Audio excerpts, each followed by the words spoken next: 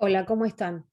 En esta clase vamos a retomar algunas ideas que ya veníamos trabajando y vamos a sumar otras, ¿sí? Para analizar algún que otro fenómeno asociado a los medios de comunicación de la actualidad. Entonces tenemos, por una parte, nosotros trabajamos la idea de comunicación, ¿sí? A partir de estas tres dimensiones que les propusimos. La primera tiene que ver con la comunicación como un acto o hecho social, que tiene que ver con nuestra vida en sociedad, ¿no? Como el vehículo que nos permite llevar a cabo, bueno, infinidad de actividades y prácticas que hacen a nuestro, a nuestro, a nuestro lugar en el mundo de manera cotidiana. Por otra parte, vimos a la comunicación como un campo de estudios, ¿sí? Como un espacio de formación y a la vez de investigación acerca de la comunicación, ¿sí? Hablemos en la clase acerca de que esto tiene diversidad de objetos, o sea, la comunicación se investiga en sus diferentes formas. Por un lado puede ser la comunicación interpersonal, puede ser la comunicación mediada, puede ser la comunicación que tiene que ver con alguna organización, la comunicación interna o externa, la comunicación en términos de producción de mensajes en el contexto del periodismo. O sea, ustedes tienen ahí muchas posibilidades de investigación, pero siempre asociadas a la comunicación, recuérdenlo. Hay diversidad de campos, estudios y campos científicos o campos disciplinares. Nosotros nos vamos a parar específicamente en el campo de estudio de la comunicación, aquel que hace referencia a hechos o prácticas comunicativas o procesos de comunicación. Por otra parte tenemos en última instancia la práctica profesional, ¿sí? Que tiene varias posibilidades en el caso de los comunicadores y comunicadoras, ¿sí? Que puede estar asociado, como hablábamos recién, a la dimensión organizacional, a la dimensión periodística, a la dimensión de producción de productos comunicacionales audiovisuales, asociada a la intervención o la gestión de redes y comunidades en medios digitales, ¿no? Como community manager. Bueno, hay diversidad de prácticas que hacen a nuestro perfil, incluso también el perfil de investigador e investigadora, que en ese caso ahí haría como una asociación o una sí, una asociación, haría que se articulen el campo 2 con el campo 3, o sea, vemos como la dimensión 2 con la dimensión 3 pueden estar como con la dimensión 1, que es condición de la práctica social, de la vida social, también están íntimamente relacionados. Bien, vamos a pensar además, como habíamos propuesto ya, al proceso de comunicación desde un modelo muy básico, por ahora, que tiene que ver con la producción de los mensajes, con su circulación y con su consumo o recepción. Y esta forma de pensar este proceso, ¿sí? No es que se nos ocurre hoy, sino que esto viene del siglo XX, ¿sí? En el momento en el que se comienzan a hacer estas preguntas en el campo de investigación de la comunicación, ¿sí? Eh, Especialmente en Estados Unidos, con la pregunta que hace referencia a cuál es el efecto que los medios pueden llegar a tener en las poblaciones con grandes cantidades de individuos, las ciudades, recuerden, la gente se muda después de la era de la industria, 1880 en adelante a las ciudades. Entonces estas apariciones de estas grandes urbes, bueno, las preguntas están muy asociadas a cuál es el efecto que los medios pueden tener con relación a las personas, a las audiencias, a la recepción, ¿no? Al público o la masa, ¿no? De acuerdo a qué autor ustedes estén leyendo, o en qué momento histórico o en qué disciplina estén parados, pueden pensar esas diferentes ideas con relación a lo que pasa en este momento del proceso comunicativo, en el de la recepción. Diferentes formas de llamar, digamos, a las personas que están ubicadas en ese lugar. Entonces tenemos aspectos técnicos, habíamos dicho, los medios son, además de aspectos técnicos, también aspectos tecnológicos, ¿sí? Porque suponen destrezas, conocimientos para el manejo de esos aspectos técnicos y relaciones de poder y relaciones personales y sentidos que se ponen en juego a partir de estos aspectos técnicos, por lo tanto los podemos pensar como tecnologías, ¿sí? Aspectos técnicos, aspectos tecnológicos, además relaciones sociales, como decíamos, entramados simbólicos y sentidos que muchas veces tienen que ver con lo que compartimos en nuestra cultura. Entonces podemos pensar estos tres momentos, y la investigación de la comunicación a partir de los años 20, de la mano de Laswell, que es un autor que ustedes se pueden llegar a encontrar cuando estudian teoría de la comunicación, va a organizar también los modos de investigar a la comunicación a partir de estos momentos. Es decir, podemos pararnos en la instancia de producción y hacer preguntas acerca de cómo es la elaboración del mensaje, cuáles dinámicas institucionales del periodismo se ponen en juego, hacernos preguntas, que lo vamos a ver próximamente. También nos podemos parar en la instancia de circulación, ¿sí? Preguntarnos por cuáles medios o cuáles características específicas tienen los medios por los cuales esos mensajes van a ser eh, transmitidos de alguna forma o puestos a disposición de la recepción, y por otro lado van a ver mucho más adelante en el campo de investigación, yo diría a partir de los años fines de los 50, 60 y en adelante, preguntas que se van a asociar a qué ocurre en el consumo y en la recepción. También van a haber teorías que van a hacerse preguntas acerca de dos de estos momentos. Pero bueno, es la forma en la cual ha sido posible investigar y organizar la investigación en el campo de la comunicación. No hace falta que ustedes sepan mucho más que esto, más que nada que se ubiquen para pensar en qué momento de este proceso comunicativo estamos pensando y en qué momento de este proceso nos estamos haciendo preguntas.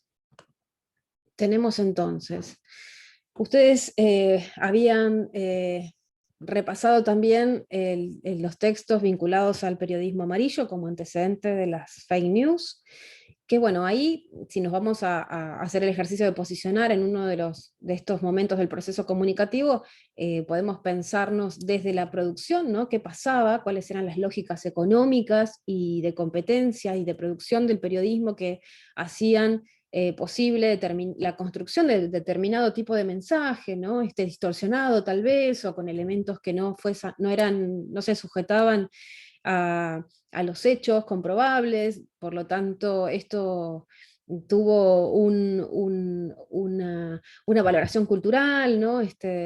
Hasta casi cómica, de la mano del niño amarillo, ¿no? Y las asociaciones entre competencias de medios.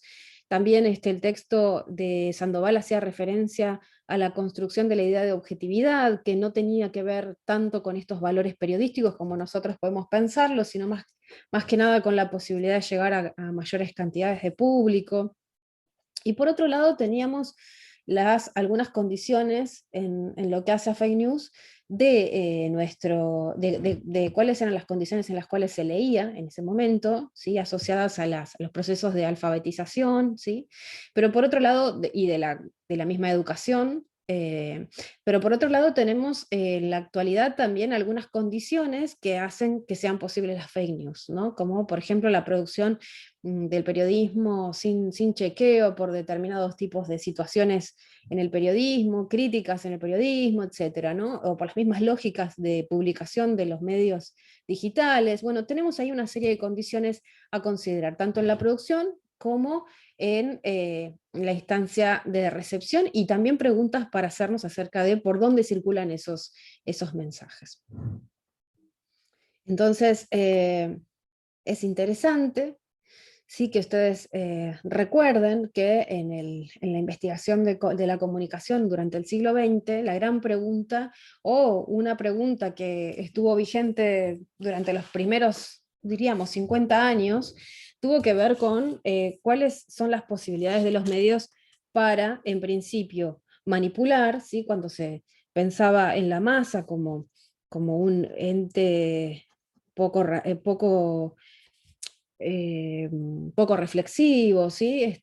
Cuando se miraba a la masa, se la caracterizaba de determinada manera, se la podía pensar a partir de acciones tales como se las manipula a través de los medios de comunicación, haciendo la salvedad que en ese momento no había desarrollos de investigación que pudiesen probar de alguna forma las aseveraciones que se hacían en torno a la masa, Pero luego, a partir de los años 20, se va a organizar el campo de la comunicación y su investigación, por lo que se comenzó a trabajar específicamente en considerar cuáles eran los factores que influían o que tenían incidencia con relación a si se podía, si era posible cambiar, hacer que la gente cambiara de opinión, sobre todo en contextos electorales. Entonces, y también para otras situaciones, como por ejemplo el incentivar a soldados a que fueran a la guerra, ¿no? Entonces, estas preguntas tenían que ver con los medios y su capacidad, ¿no? De convencimiento, si se quiere. Pensadas también en un primer orden desde la conducta, es decir, si podían manipular, trastocar nuestra conducta; por otra parte, pensadas desde qué posibilidades de persuasión tenían al pensar cuáles eran las características de los comunicadores, cuáles eran las características del mensaje, y pensar cuáles de esas características podían asociarse a que si conociéramos o no conociéramos los temas en particular. Y por otro lado, en un tercer momento, si se quiere, hay un desplazamiento de estas preguntas hacia la idea de la influencia. Esto yo lo estoy sintetizando, pero bueno, ustedes ya lo van a poder estudiar minuciosamente, pero este desplazamiento hacia la idea de la influencia, digamos que fue de la mano de estas preguntas, es decir, ¿pueden los medios influenciar nuestras opiniones a corto plazo? ¿Sí? Entonces, bueno, lo que se hacía era pensar en cuál era la influencia de los mensajes de los medios, qué tipos de medios, ¿no? Es decir, lo que se iba a pensar era en un contexto de campaña política, qué grado de exposición tenían las personas a esa campaña, qué tipo de medios eran los que podían transmitir a la campaña en particular, si la prensa, algunas revistas, si la radio. Por otra parte, cuál era el contenido, el tipo de mensaje que se transmitía, cuáles eran las actitudes y predisposiciones psicológicas, es decir, cuáles configuraciones específicas de la persona de forma individual tenían algún tipo de, generaban un campo receptivo mayor o menor con relación a los mensajes de los medios. Y por último, se formuló la pregunta con relación a las relaciones interpersonales, ¿sí? Esta serie de factores que podemos llamarles preguntas, interrogantes, sobre estos distintos momentos de este proceso comunicacional que vinculaba a los medios de la época, imaginen, años 40 en adelante, que eran revistas, prensa, radio, posteriormente la televisión. Estas preguntas fueron generando algo así como un diálogo al interior del campo de investigación de la comunicación, y posibilitaron, ¿sí?, una serie de descubrimientos, si se quiere, o de confirmaciones de algunas ideas que los investigadores ya tenían, vinculados a qué ocurre con los medios y esa relación entre medios y audiencias, o medios y público, ¿sí?, que nos va a interesar especialmente en esta materia. Entonces tenemos, por otro lado, algunas referencias. Yo esto es una síntesis muy gruesa de todo lo que pasó en la primera parte de la investigación. Yo quiero que ustedes se centren en esto en particular, ¿sí?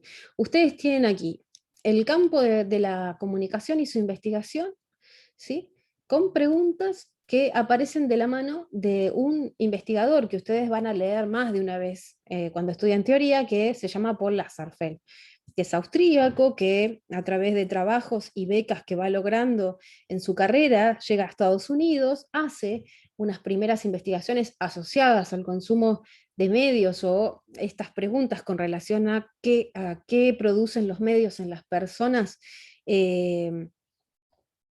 en el contexto electoral o de campaña, junto con diferentes colaboradores. Hay una primera investigación que la hace con Merton, ¿sí? Lazarsfeld y Merton, es unos primeros textos o publicaciones de los resultados de esa investigación, y después, de manera posterior, sigue haciendo una serie de investigaciones con diferentes colaboradores hasta 1955, que es cuando se produce una investigación puntual vinculada a la influencia personal relacionada con los líderes de opinión, ¿sí? Ellos empiezan a ver que en realidad la capacidad de los medios para persuadir a las personas, parten de esa idea, es un poco más complejo de lo que se había sospechado anteriormente, y las preguntas apuntan entonces a pensar, como yo les decía, esta idea de la exposición a los medios y a cuáles tipos de medios la gente se exponía, a qué características tenía cada medio, ¿sí? A los contenidos, a cómo eran los contenidos o cómo era la organización del mensaje en particular. Eh, Se estudiaban también las actitudes, en el sentido en el que la actitud la podemos entender como una predisposición determinada, ¿sí? Para interpretar hechos específicos que los medios en ese caso ponían a disposición.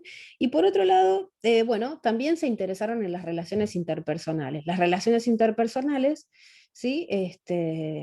Formularon una serie de investigaciones vinculadas a cuál era la incidencia que tenían determinado tipo de personas sobre los grupos, ¿no? Y entonces publican en el 55 este libro que ustedes ven aquí. Ustedes van a leer un texto que no es de este libro en particular, pero que sí es de Lasserfeld y que va a retomar algunas ideas de estas investigaciones acerca de las que yo les voy a hablar. Tenemos entonces como un concepto central importante para pensar, es la figura del líder de opinión, ¿sí? En principio, dice, bueno, el líder de opinión no forma un grupo aparte, y el liderazgo de opinión no es un rasgo que algunas personas tienen y otras no, sino más bien es una parte integral del dar y recibir de las relaciones personales de todos los días. Todas las relaciones interpersonales son potenciales redes de comunicación, y un líder de opinión puede ser considerado como un miembro del grupo que desempeña un papel clave en las comunicaciones. Entonces, bueno, se podía suponer que el líder de opinión, o podríamos suponer desde el sentido común, que el líder de opinión en una comunidad determinada, ¿no? Imaginan, eh, era aquel que de alguna forma colaboraba justamente con la formación de opinión política, específicamente, sobre todo sobre cierto grupo de personas que tal vez no estaban tan decididos con relación a qué tipo de voto iban a emitir, ¿no? Pero en este caso, ellos investigan cuáles son las características, quizá desde una dimensión tanto sociodemográfica como psicológica, o sí, psicológica en términos de cómo influye el liderazgo en contextos de grupos específicos. Bueno, y van a determinar esto. Desde el sentido común podría pensarse que el líder de opinión entonces era una persona que tenía dinero, que tenía poder, ¿no? Pero no, sin embargo, lo que ellos indagan o descubren es que en realidad los líderes de opinión eran más que nada personas comunes que tenían el respeto de las otras personas y cuya opinión o cuya interacción con las otras personas colaboraban con la formación de opinión. Entonces, ¿qué estamos diciendo? Por un lado, los líderes de opinión eran una especie de mediación, o sea, personas intermedias entre los mensajes de los medios, ¿sí? Y las audiencias o el público. Y la pregunta era, bueno, ¿cuáles eran las características de estos líderes de opinión? ¿Sí? Algunas ideas que fueron encontrando en estas investigaciones de los años 40 y 50, mediados de los 50, tienen que ver justamente con la idea de que los líderes de opinión en realidad no eran personas específicas o de profesiones determinadas o algún tipo de profesión en particular, no eran solo periodistas, ¿no? No eran solo personas de una edad determinada, como podrían ser los jóvenes, no eran hombres o mujeres, ¿sí? Eran también las mujeres, por ejemplo, las amas de casa podían ser líderes de opinión en sus grupos más cercanos. Entonces, las conclusiones acerca de cuáles son las características que permiten que alguien pueda colaborar con la formación de opinión en lo que tiene que ver con el proceso de comunicación con los demás, digamos, eran las siguientes. Los líderes de opinión, en principio, son conocedores de un campo o de un tema específico. Se interesan más por ese tipo de tema, ¿no? En que puede ser político o no político, y por ese interés están más informados, tienen un mayor consumo de medios, ¿sí? Pueden establecer alguna comparación, ¿sí? Pueden elaborar un propio relato asociando su propia experiencia con aquello que reciben por parte de los medios. Otra característica de los líderes de opinión era que tenían posiciones de autoridad sobre el tema. Podían hablar desde otros lugares, más allá de lo que todo el mundo podía escuchar en los mensajes de los medios, tenían cierta capacidad interpretativa, pero además había una lógica de representar el pensamiento y la filosofía o incluso el perfil político del grupo al que representaban. El líder de opinión siempre piensa como aquellos a quienes representa. Y por tanto, bueno, podían estar informados con fuentes externas, pero a la hora de defender posiciones, defendían la posición del grupo en el cual ellos eran una autoridad. Por otra parte, bueno, pueden tener distintas profesiones u ocupaciones, ¿sí? Pueden ser amas de casa, jóvenes, médicos, investigadores, como yo les decía, y esto es porque cada uno de estos perfiles generaron una investigación por parte de Lasserfeld y sus colaboradores. Amas de casa, por ejemplo, hicieron una investigación con relación a qué tipo de tema podía ser que las amas de casa fueran líderes, lo que tenía que ver con la administración del hogar, con las compras, ¿no? Con determinado tipo de temas. En donde los jóvenes, ¿no? Dadas las características de los jóvenes en el Líbano, en una localidad del Líbano donde se empezaban a mudar los jóvenes a la ciudad, como algunos jóvenes eran líderes de opinión en virtud de que no tenían ese espíritu conservador de quienes permanecían en el pueblo. Bueno, digamos que los médicos también, en determinada situación, los médicos de pronto tenían incidencia, bueno, lo estamos viendo hoy, ¿no? Con el contexto de la pandemia, cómo hay determinados perfiles que de acuerdo al contexto social que se está viviendo van cobrando como mayor importancia o también en virtud del tema que estén manejando. También en algún momento los investigadores tuvieron voz y voto para formar opiniones. Esto es lo que ellos son los grupos humanos o sociales que ellos pudieron relevar e investigar, y bueno, y que dan cuenta de esto en sus textos. Ustedes justamente tienen un texto donde va a hablar acerca de estas situaciones.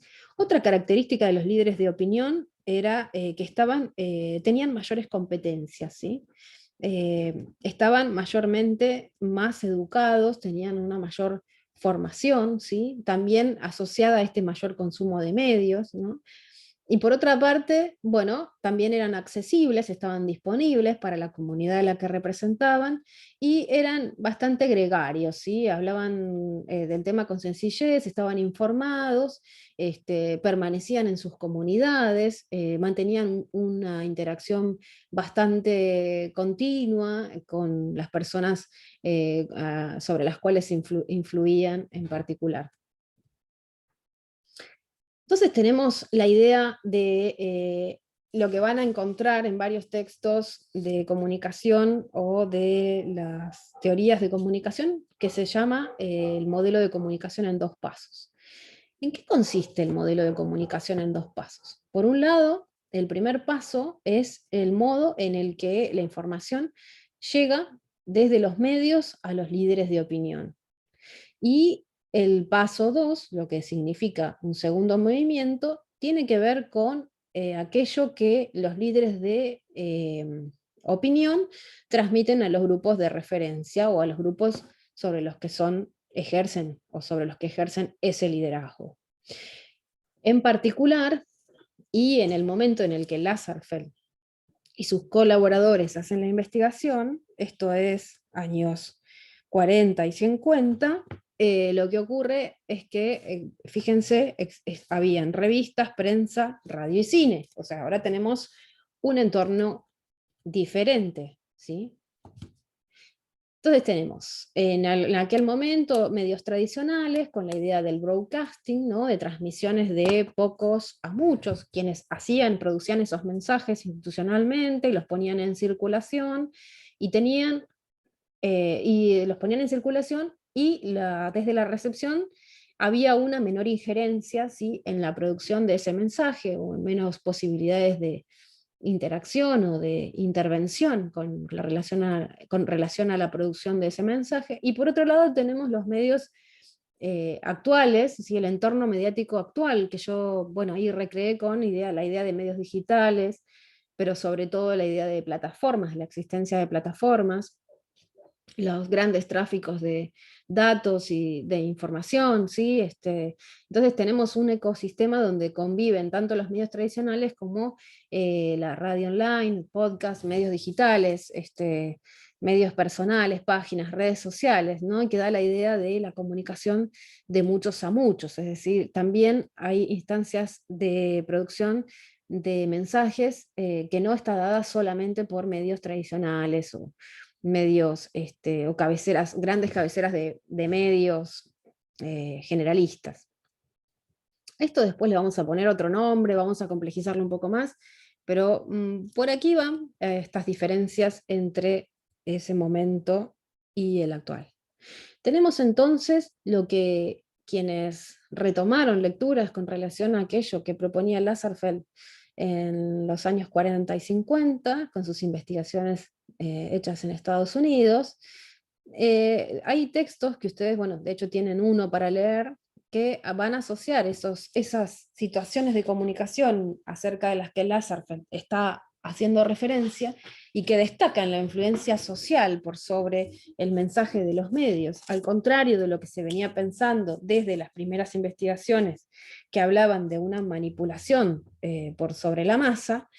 Vamos a ver que aparece este modelo de comunicación en dos pasos, aunque actualizado en nuestro entorno mediático, por lo que la propuesta del modelo de comunicación en tres pasos tiene que ver con la producción del mensaje desde los medios, ¿sí? El acceso a los líderes de opinión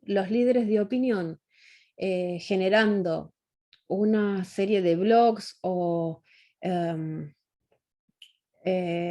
páginas personales, curadurías en redes sociales, intervenciones mediáticas en Twitter, que es una red social política, súper política. Bueno, las acciones que tienen en el entorno digital van a influir a determinadas comunidades. O sea, vemos que como entonces hay lo que se va a llamar en algunos textos pseudomedios, es decir, medios como más personales, con no tanta llegada como los medios generalistas tradicionales, o sus cabeceras digitales, que van a llegar a pequeñas comunidades o a otras comunidades, y esto va a ser sumamente utilizado o empleado por algunos campos en específico, como por ejemplo, bueno, el de la publicidad, el de la política, ¿sí? Van a utilizar referentes que conocemos, ¿sí? Para dar a conocer algunos mensajes, que podamos tenerlos en cuenta, y esto va más allá de los medios, porque después los vamos a ver en prácticas asociadas a determinado tipo de causas, ¿no? Que pueden ser ecológicas, sociales. Bueno, ahí lo vemos a Beckham trabajando para UNICEF en una campaña específica con relación a a los niños, ¿no? Al mundo infantil. Entonces, bueno, vemos de la niñez, perdón. Entonces vemos cómo la síntesis de esta idea del líder de opinión que vemos hoy, o influencer, ¿no? Como le llamamos hoy, aparece vinculado, ¿sí? Al tipo de tema que haya que trabajar, al tipo de medio, al tipo de líder, ¿sí? Y el tipo de interacción que tenga ese líder con la comunidad. Esto vamos a verlo en diferentes formas y fenómenos en la actualidad, ¿no?